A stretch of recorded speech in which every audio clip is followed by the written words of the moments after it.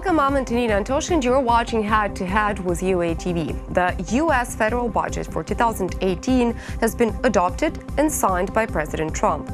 According to this budget, Ukraine is supposed to receive $620.7 million in aid, that is about 10% more than last year.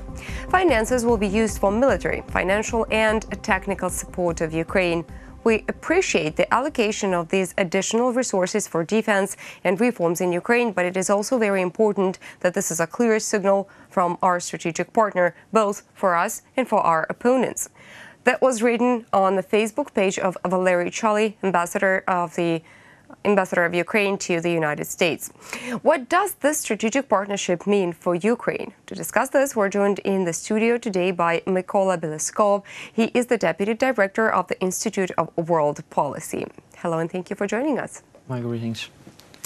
So, what is this whole strategy of partnership about, and how long has it existed between the U.S. and Ukraine? Strategic partnership is a special instrument in the toolkit of countries aimed at accomplishing very important goals in economic, political, security field, and it is differentiated by the fact if you see via the links of strategic partnership, it impairs the possibility to accomplish the major goals of both parties, and that's why, on the one hand, United States are already strategic partner for Ukraine, because it allows us to accomplish very important goals, and if we lose their support, it will be very difficult, much more difficult for us to accomplish those goals. Alas, on the other side, if we see all those things from the standpoint of the United States, Ukraine still, for the United States, is not that major partner.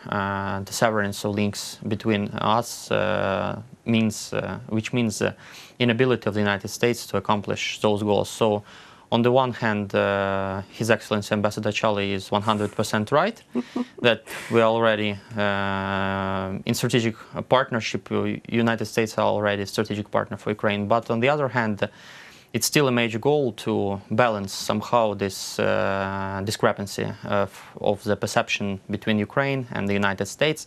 And well, if Ukraine again will try to institutionalize somehow our interaction between with the United States, it will be the third attempt, because back in 1990s we had Ukraine-American bilateral binational commission, which functioned since from 1996 to 2001, and then we had Commission on Strategic Partnership between United States and Ukraine that functioned from 2009 till 2011.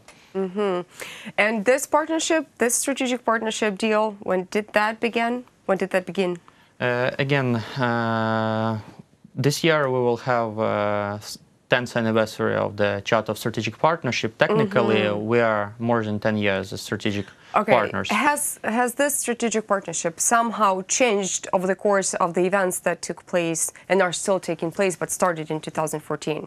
You are right in some respect. I mean, if we compare our interaction in all those 10 years, we had a period of coolness in an indifference of the United States when they were not interested in Ukraine. It was exactly a period of 2011-2013. And then, since the start of the Russian aggression, we had a period of intensification of cooperation, contacts, interaction since 2014. And again, it's logical to somehow to put before our partners the idea again to revitalize those strategic partnership, to somehow institutionalize this partnership. So it's I think it's logical development of previous interactions that started again its intensification we see since 2014.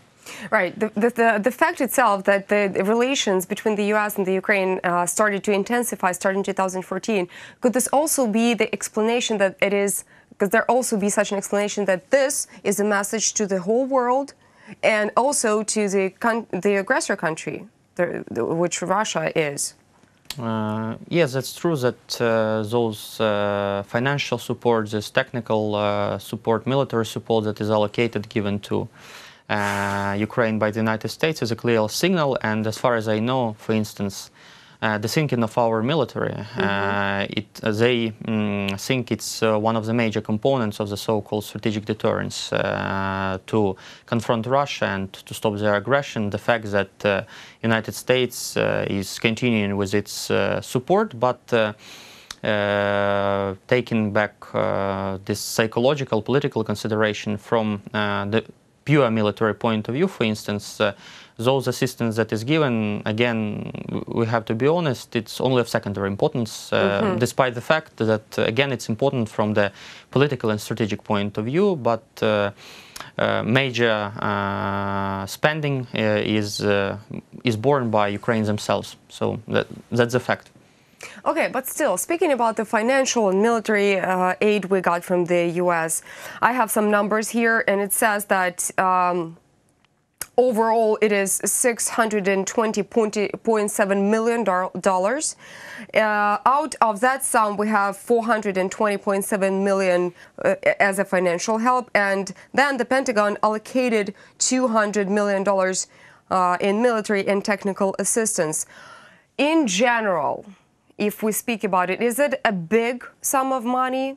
Yes, it's a big sum of money, because if we look at the defense budget of Ukraine, overall sum is $3 billion. But again, those $3 billion, the major part of those funds are allocated for the sustainment of the forces. And for the modernization, for the for major systems, weaponry, we only have 20% of this sum, and it's only $600 million. So if we compare $600 million and $200 million, I think it's important contribution for Ukraine. But again, Ukraine majorly finance its own initiatives ourselves. We finance those initiatives, and those funds that we get from the United States, they can be used for very specific purposes, general purposes. For instance, not for the general purposes. For instance, in this year we have a major development, because in previous years those funds that were allocated for Ukraine and used via Department of Defense, they were mainly spent for the improvements of the army, so land forces.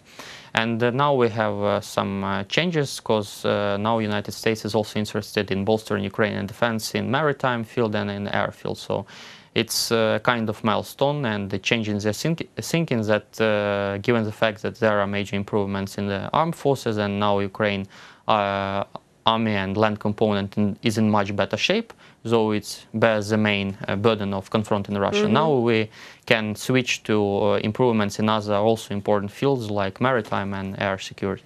All right.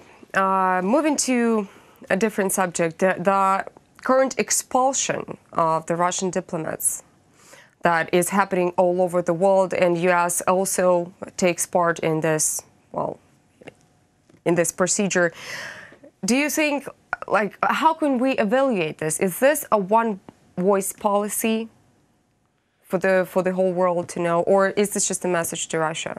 Again, it's more nuanced. I mean, on the one hand, it's more of symbolism, because it's very difficult to foresee how in practice it can help to change Russian perspective, Russian behavior in general. But on the other hand, it's unanimity, the scope of this unanimity, I think it's a good sign for Russia that they overstepped. They made a major mistake in using this nerve gas in the United Kingdom territory. Again, you can see in the change of UK perception, UK government perception. It's important when the head of the government of one of the G7 countries is calling for long-term response to Russia. It's practically calling for long-term strategy of confronting Russia. Thank you so much for coming, and thank you so much for clarifying that for us. That was Mykola Bielieskov. He is the Deputy Director of the Institute of World Policy. Thank you so much for watching. Stay tuned with UATV.